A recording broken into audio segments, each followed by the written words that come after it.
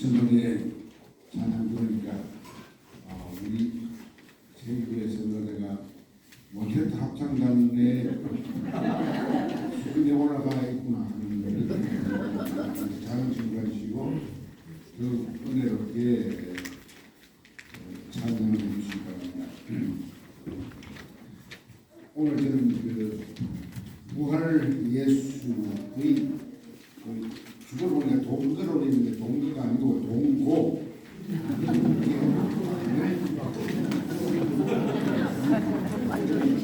동고하면 진짜 동거입니다.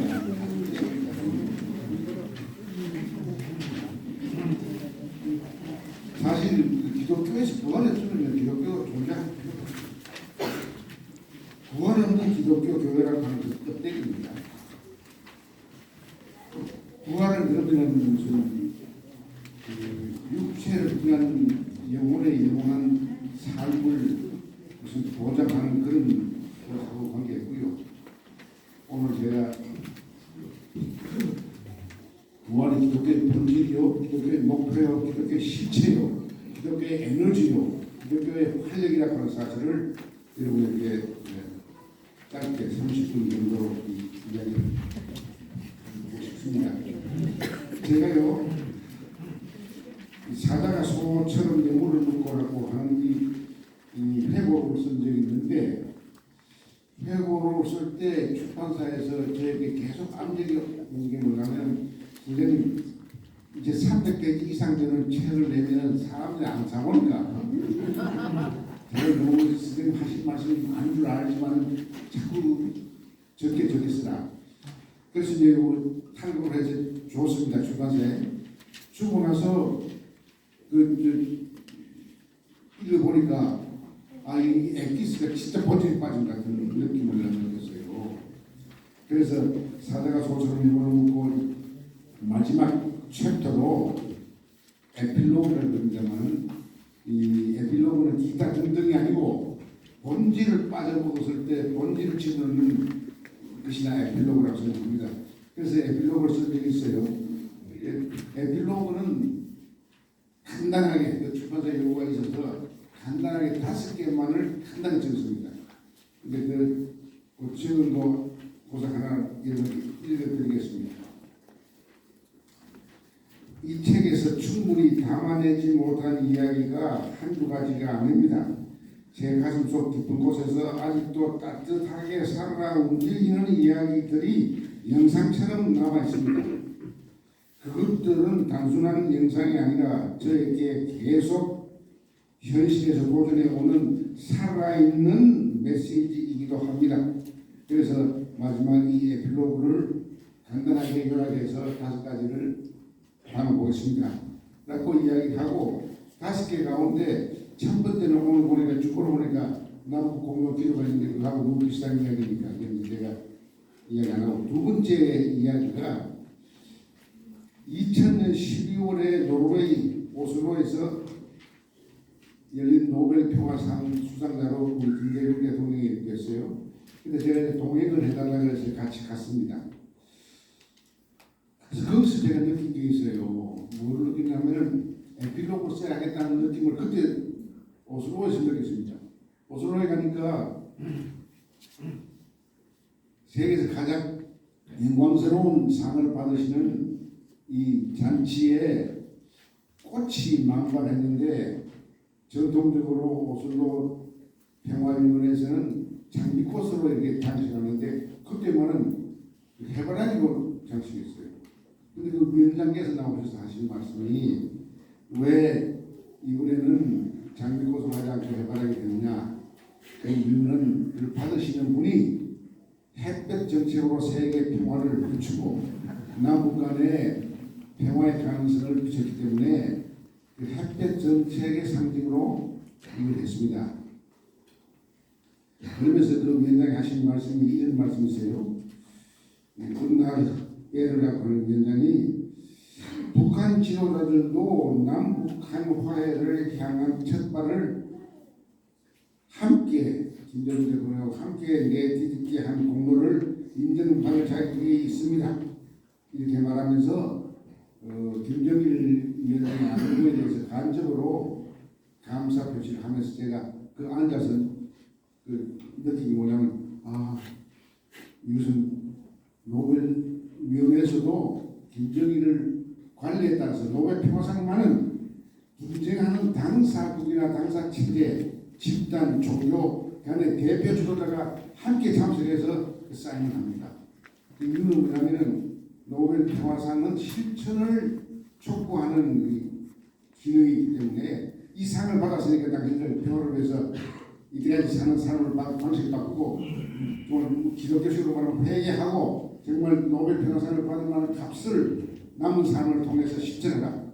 이 당부를 하는 것이 이제 그건데 제가 안에서 보니까 그렇지 않더라도 왜 이 상을 우리 대통령 혼자 받으시나 이런 생각을 하고 있었는데 훗날 이베르 위원장께서 김정일 위원장도 노력을 했는데 안 오셔서 섭섭한 마음을 간접으로 이렇게 표시했어요.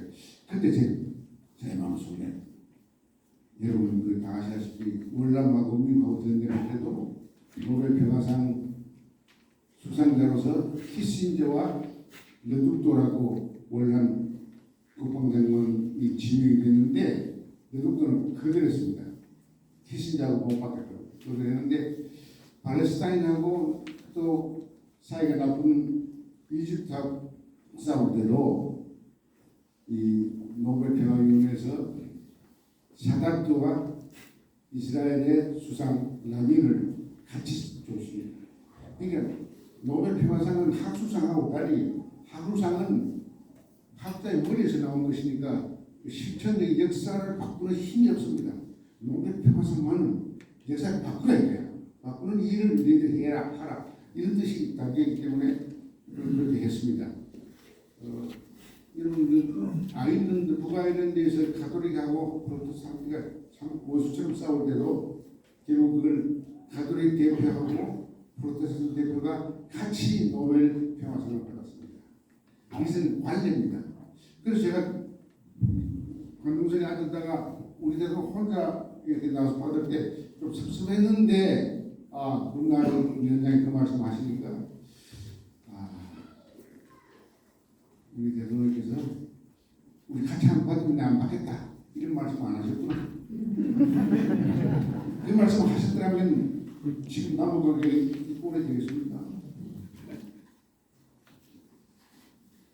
이렇게 가장 훌륭한 상을 받고 나면은 많은 사람이 그 상을 받을 만한 자격이 없다 하더라도 그 상에 값하는 삶을 살려고 노력할 수밖에 없도록 만드는 게 노벨 평화상의 실천적인 의미입니다. 그래서 제가 그 광기를 보면서 내 자서전은 거의 다 끝나갔는데 이 이야기를 했겠구나 하는 생각을 했습니다. 그래서 오늘 그 뜻으로 제가 오늘 무슨 말씀을 증거할까 성경을 다시 이렇게 보다가 요한복음 20장 마지막 절 둘을 보니까 요한이 공간복음서가 말하듯이 다 예수가 살아계실 때 역사적인 예수께서 했던 모든 것을 다 기억하고 표적과 기적과 놀라운 감동적인 사건을 이야기하면서 내가 다시 여기서 에필로그를 쓰는 이유는 그 정신을 가지고 여러분들이 변화시켜라 하는 뜻으로 쓴다는 걸 이야기했어요. 그래서 요한복음은 사실 20장으로 끝났습니다. 그런데 21장이 있습니다. 21장은 오로지 부활에 관한 이야기만 있습니다. 그러니까 요한복음이 사실은 에필로그라고 프롤로그가 더 유명하죠. 태초에 말씀이 있었다. 굉장히 희락 철학적인 면책 풍기는 그런 이야기로 시작했는데 저는 그래서 젊었을 때 마음이 불편했어요. 프롤로그는 멋진데 요한복음 그래서 요한복음이 이해하기 힘든 내용이 많구나 하는 생각을 하긴 했습니다만은 제가 오늘 이 말씀 증거를 준비하면서 다시 읽어보니까 요한복음이 다 쓰고 나서 에필로그를 기가 막히게 에필로그를 썼어요. 에필로그라고 하는 건 후기니까 다 말 못하는 것을 찌꺼기를 쓰는 게 아니라 본질로 돌아가서 쓰는 거예요.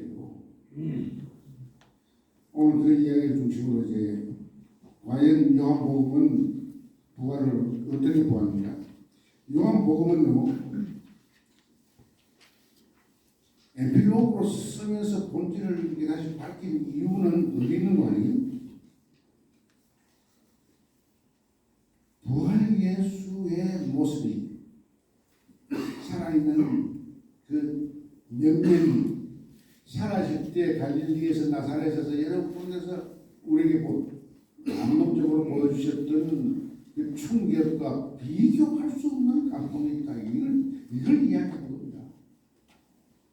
역사적인 예수의 삶의 총체를 한 것이 20장까지 쭉 나와 있는데 다른 공간봉서와 다르게 썼지만 그런데 부활했을 때는 21장을 따로 첨가해서 한 게 아니라 본질로 돌아가서 기독교의 복음이 무엇이다 하는 것을 강력하게 증언했습니다. 제가 오슬로에서 느꼈던 그 감회를 가지고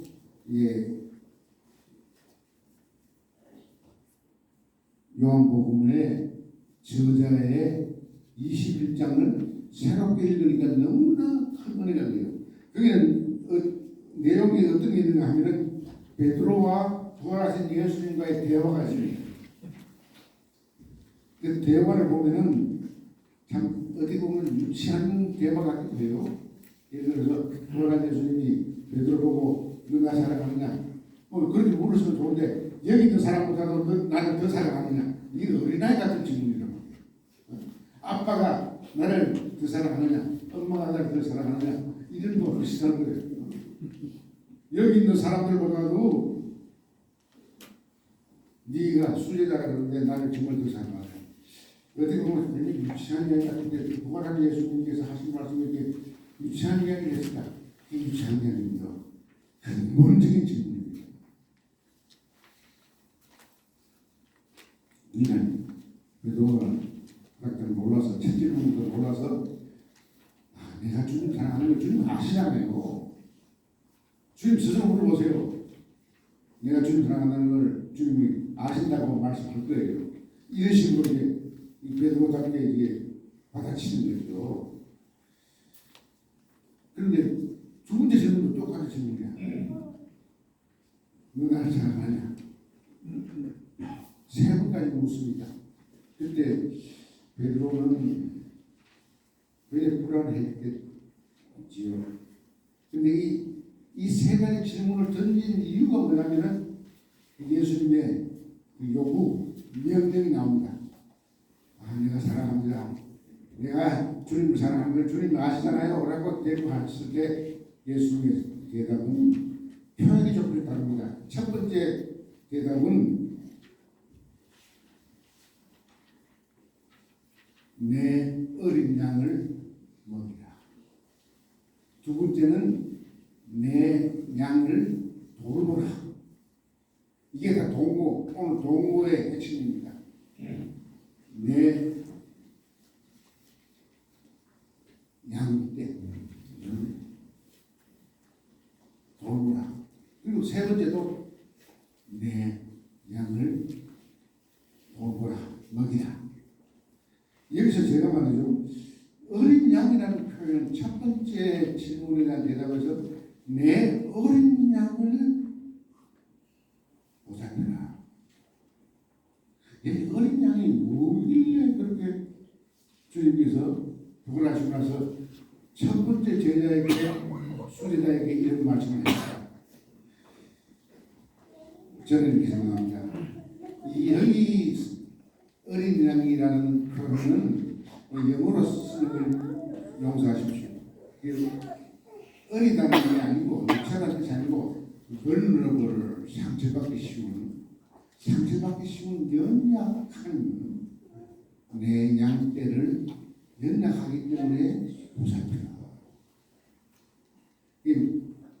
우리나라에서는 사회복지 정책을 얘기할 때 이 vulnerable이라는 말은 취약 취약계층, 취약인구, 취약한 시민, 취약성을 이야기하는데 아주 상처받기 쉬운 연약한 존재를 말하는 것이죠. 부활한 예수께서 하신 말씀을 하셨는데 그 수제자를 대표로 불러가지고 꾸짖듯이 하는 건 아니지만 하여튼 세 번이나 같은 말을 반복하면서 너 나 사랑하느냐? 그러니까 대답이 네, 상처받기 쉬운 어리냐? 상처받기 쉽다. 이것을 생각하면요, 제일 먼저 머리에 떠오르는 이미지는 가난한 어린아이입니다. 가난한 어린아이는 사람의 가난한 어린아이는 동물의 어린아이와 달리 돌보지 않으면 당장 죽어요. 무슨 사슴의 새끼 보니까 태어나서 한 시간 만에 뛰더라고요. 사람 인간을 뛰려고 저거 몇 년이 걸려요. 하나님께서 인간을 창조하실 때 그렇게 돌보도록 운명적으로 돌보는 사람, 이 돌보는 사람은 목회라고 하는 말을 쓰고 싶어요. 한 목회가 천박하게 변질돼서 말을 쓰기가 좀 부끄럽습니다만은 진짜 목회라고 하는 것은 이 돌보는 거야. 아주 상처받기 쉬운 어린아이가 1년이 돼야지 겨우 일어서고 아장아장 기어다닐 수 있는 수준이 되는 인간 어린아이에게 물 좀 주시겠어요? 제가 이 목이 마른 모니까 나도 걸려달라고 하는 거예요. 여러분이 목이 좀 돌보고 받고 싶습니다. 그래서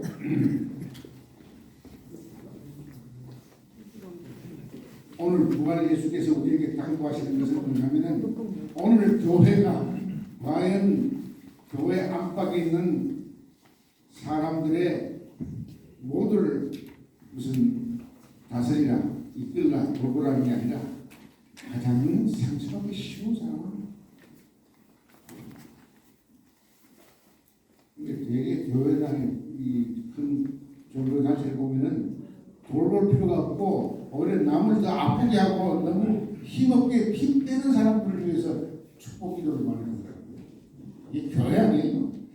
그런 교회가 아무리 부활절 예배를 아주 거룩하게 하더라도 그게 부활에 예수 없어요.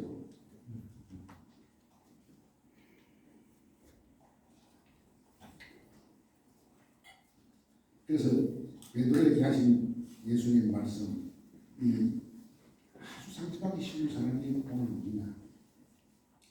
오늘 대한민국에 상처받기 쉬운 사람이 누구냐? 오늘 이 예배 보는 이 장소는 이제 태극기 부대들이 가장 많이 쓰는 공원이라고 알고 있습니다. 근데 그 사람들이 가장 불쌍한 존재이기도 하죠. 깨닫지 못하니까 참 불쌍한 존재이기도 하지만은 상처 주는 데서는 상당한 모험적인 힘을 행사하는 분들이 그들입니다. 그래서 오늘 내가 여기서 부활절 예배 설교를 하면서 이야기를 하니까 더 실감이 나네요. 우리 사회에서 상처를 주는 사람을 위해서 축복하는 목회는 목회가 아닙니다. 이것은 신학자 크로상이나 엔티 라이트의 말을 빌리면 THUG 덕스가 뭡니까? 폭력배 아닙니다. 폭력배. 그 두 분이 아주 고담중론의 부활절 토론을 하다가 둘이가 한 사람은 그냥 진보적인 역사적 예술에 탐구하고 또 한 사람도 굉장히 세계적인 깊이가 있는 신학적인 역사적인 예술학자예요. 영국 교회를 대표하는 그야말로 영국 교회의 이 뭐라 그럴까 교황 같은 분이죠. 엔티바이트가. 근데 스스로 전혀 다른 입장에서 보았는데 토론하면서 같은 주변에 도달하는 것은 뭐냐면 오늘 세계를 지배하는 미국이나 지난달 세계를 지배하는 영국이나 백인 우월주의의 정치라고 하는 것은 상처 주는 정치다. 깡패 정치다. 이것을 중단시키는 이 일이 우리 부활의 동력이다. 난 그 토론을 보고 다시 보고 또 보고 또 읽고 또 읽고 하면서 그래서 복음주의권을 대표한 앤티바이트가 크로산 같은 진보적인 가톨릭 신학자와 같이 공동으로 아멘 그렇게 합시다. 우리가 오늘의 세계를 어지럽게 하는 약하게 만드는 떡들을 폭력배들을 이 사랑으로 문제는 사랑으로 이겨내는 일을 합시다. 왜냐하면 사랑으로 이겨내지 않으면 인간입니다. 폭력배를 폭력 깡패 같은 이 권력을 선서에서 그것을 파워라고 이야기합니다. 사탄이 그래서 이 파워를 그 폭력배들이 하는 방식으로 이겨내면은 그 악순환이 계속되기 때문에 문제 해결 안 해요. 그러니까 순교할 각오를 가지고 그 악의 세력에 대해서 이 선제적인 사랑을 통해서 감동을 시켜서 변화시킨다. 이게 사도 바울이 이제 로마서 12장에 하는 이야기죠. 내 원수가 줄이거든 먹이고 목마르거든 마시게 하라. 그리 하면은 하나님의 형상이 그 속에 박혀 있는데 그것이 작동해서 자기가 부끄러운 것을 느끼게 될 것이다. 그것을 은유적으로 머리에다가 숯불을 얹어놓으면 얼굴이 붉게 된다. 부끄러워서 붉게 된다. 그러니까 숯불을 얹어놓는 효과가 있다. 라고 하는 메타포를 통해서 그렇게 이야기합니다. 사실은 악의 방법으로 이기는 것은 모든 역사에서 욕심 많은 이 유명 장군들, 승리주의에 빠졌던 왕들, 제왕들, 패권주의 권력자들이 잘하는 것입니다. 원자폭탄을 만들면 그걸 이기는 수소폭탄을 만들고 이렇게 해서 세계 평화를 가지고 올 수가 없다는 걸 예수님이 아셨어요. 부활 예수님이 아셨어요.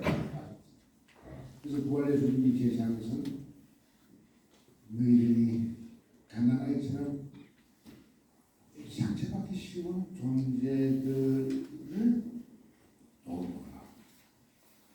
난 여기 인간 창조할 때 그렇게 창조했다. 처음부터 목회자 같은 엄마 아빠가 있어야만이 제대로 가정이 이룬다는 것을 알고 계십니다. 이 진리는 정말 굉장히 감동적인 진리입니다. 저는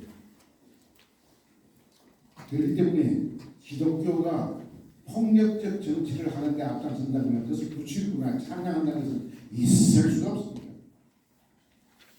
평화가 왜 복음의 본질이냐? 이것은 제가 누누이 말씀드리고 세계로 30년을 통해서 여러 번 이렇게 저렇게 간접으로 이야기하고 있는데 오늘 부활절 맞이해서 내가 확실하게 다시 한번 여러분에게 다짐하는 것은 부활의 의미는 뭐냐면은 십자가의 폭력으로 처형했던 로마 권력이 죽이지 못한 불의능을 하면 부활의 예수라는 말이에요. 얼마나 간단합니까? 로마 권력이 죽이지 못한 역사적인 예수가 부활의 예수라는 말이에요. 그러니까 그런 부활의 예수를 플라톤적인 어떤 이원론을 가지고 영과 육이 분리가 돼서 육은 중요하지 않고 영이 되살아났다, 혼이 되살아났다, 귀신까지 되살아났다. 그게 아니에요. 복음이 아니에요. 이원주의는 육체와 혼이, 정신과 몸이 분리돼서 정신 이건 중요한 게 아니고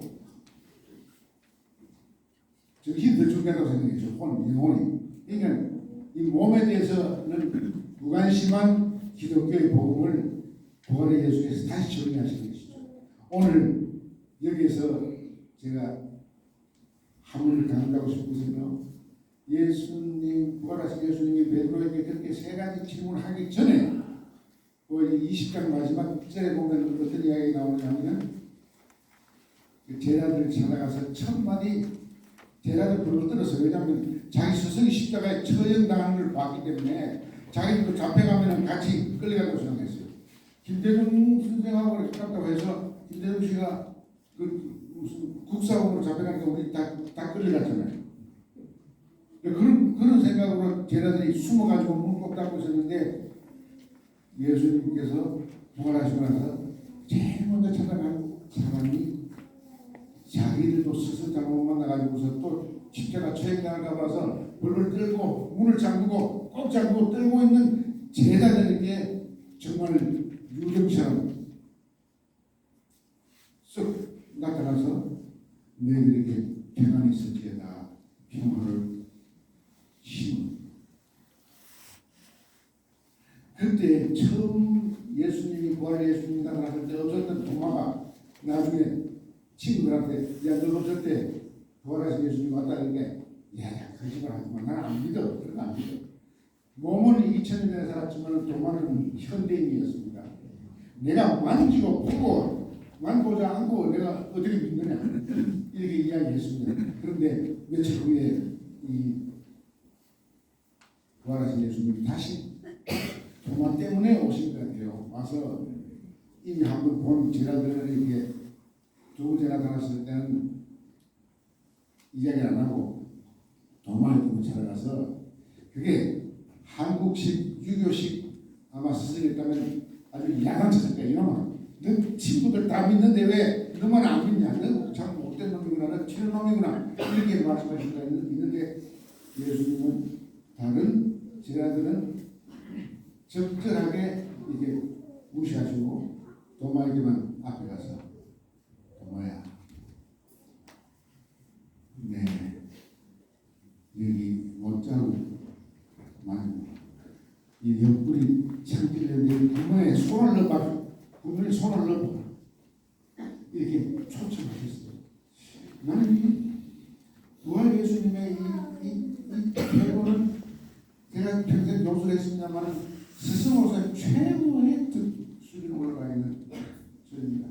스승의 말을 이해 못하는 것은 둔하다고 야단치지 아니하시고 그 손가락으로 여기 구멍 뚫린 여기 넣어봐라. 너 포스티브 스타를 나간다. 네가 직접 많이 보고 믿으라. 예수님이 왜 제자들에게 상처를 보여줬을까요? 내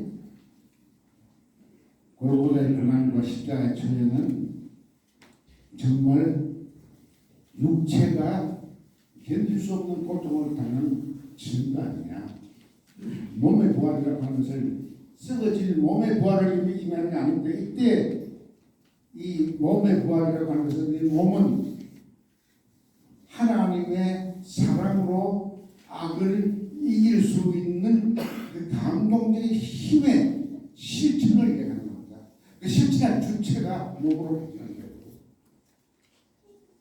썩어질 유기체적인 몸이 아니라 이 사도 바울이 그 이야기를 하잖아요.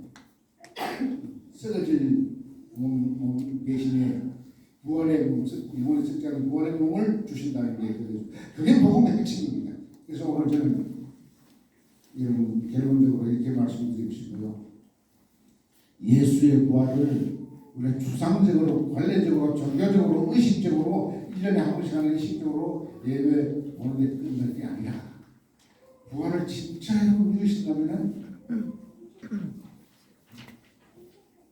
부활의 힘은 세상의 어떤 권력도, 히틀러의 권력도, 스탈린의 권력도, 어떤 무솔린의 권력도, 어떤 권력도 없앨 수 없는, 영원히 죽일 수 없는 살아있는 동력입니다. 그게 부활입니다. 부활에 다시 사셨네 하는 것이 추상적인 관념적인 다시 사는 게 아니라 살아서 움직이는 거예요.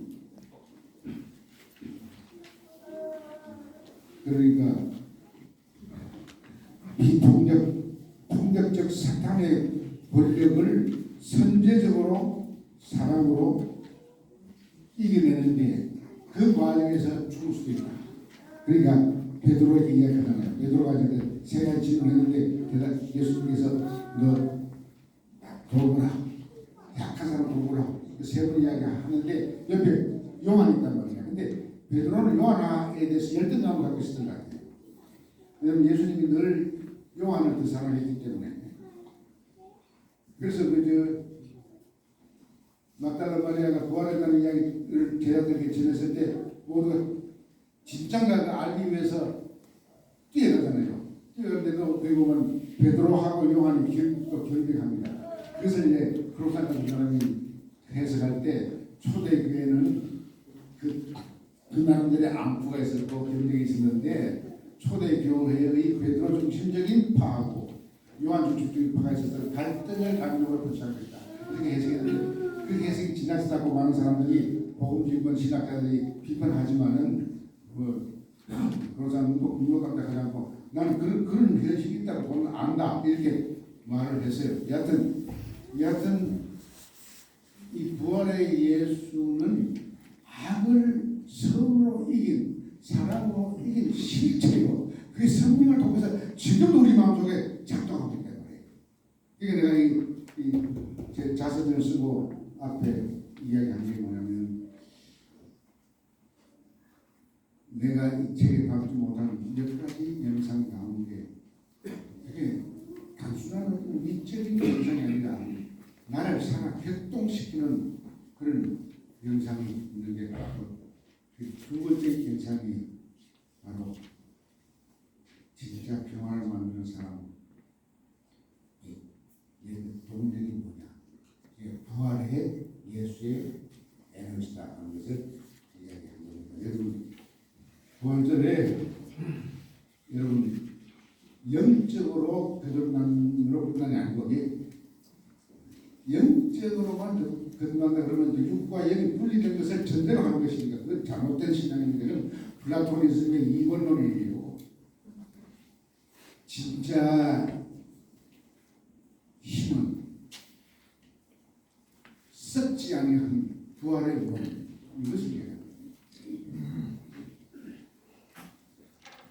그런 삶을 사시기 바랍니다.